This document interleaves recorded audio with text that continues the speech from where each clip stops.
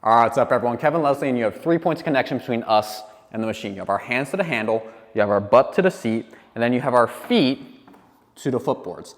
Of those three, when we go to take a stroke, our hands and our seat move. Meanwhile, our feet are fixed, right? They're attached to those footboards, and all of our pressure is being funneled through those footboards. And that's what you want to think about. How do we maximize that connection to the feet? So that's what we're going to be thinking about today. How do we overemphasize that connection and identify, are we fully connected? So before we get to that, if you like this information, please subscribe, really help us out. We have content coming out every week, helping you evolve your rowing and getting a little bit faster. So let's jump into the drill. But before we get to that, when we do feet out rowing, it really helps with identifying our ability to connect to the feet. So what I mean by that is unstrapping your feet from these footboards and just resting your feet over top of the straps. Coming to the finish, when you go to take a stroke here, are your feet remaining connected as you approach the finish, right? Are you really pushing and putting all of your force through the feet and not disconnecting at the back end? Go ahead and try it, right? And you might identify, okay, my feet are actually starting to pop up at the finish, right? It might look like this. If I go take a stroke and I come to the finish, right, and my feet are disconnecting. That's signifying a disconnect on your drive, right? At some moment in time through that finish, we are now disconnecting from actually delivering power. What does that mean? We're not actually generating force. So that's what I want you thinking about. How can I, when I row feet out, remain connected every single stroke? Which means I'm really keeping that pressure on this handle from the moment I begin to push the legs all the way through to my finish of the stroke. And that's what we want to think about. So a good way to isolate that is rowing single leg. Isolating one leg, right? In this case, it'd actually be my right leg.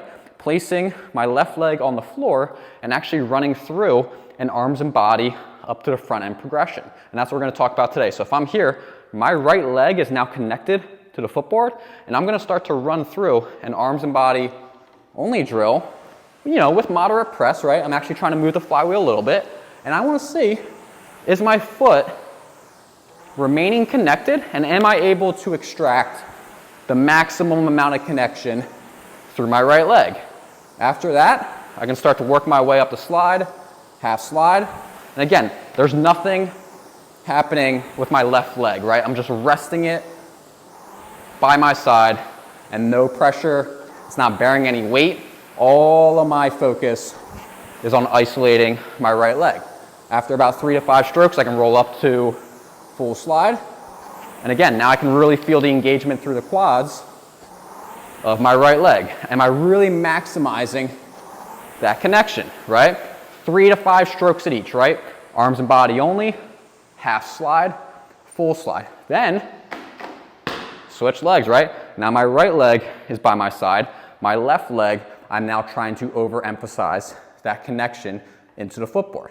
So I'm here and I'm going to go arms and body again, right? So I'm rolling out and just feeling that connection. And my foot, if I start to notice it's popping up, and again, that's that signal that there's a disconnect on my drive. So I really want to think about pressing those toes into the footboard. Then, let's go to half slide. And now I can actually feel the work being produced by my left leg, right? I'm actually feeling a little bit of that early connection, that early push through the leg. And then, we're gonna roll up the full slide. And again, every stroke, am I identifying, am I making sure that that foot is not popping up? Is it connected the whole time? After 3 to 5 strokes in each segment, bring them both together, right? And then run through the same drill. Now, really take what you learned, isolating both legs, feel that connection, 3 to 5 strokes each segment, arms and body, half slide, and then we're going to go to full slide. Am I connected into those footboards? Right? Every stroke. There's no disconnect. My feet are staying connected. I'm not popping up at the finish. Give that experiment a try. then you can run through that drill again, however way you see fit. So that's the idea. If every ounce of my pressure is being funneled through those feet, I want to make sure that I am extracting that ability to generate force, right? I want to make sure that I have the ability to produce force through the feet and there isn't a disconnect. And that's what we want to think about. So if you like this information, please subscribe, really help us out. A lot more stuff coming. I hope you have a great day. I'll talk to you soon. Peace.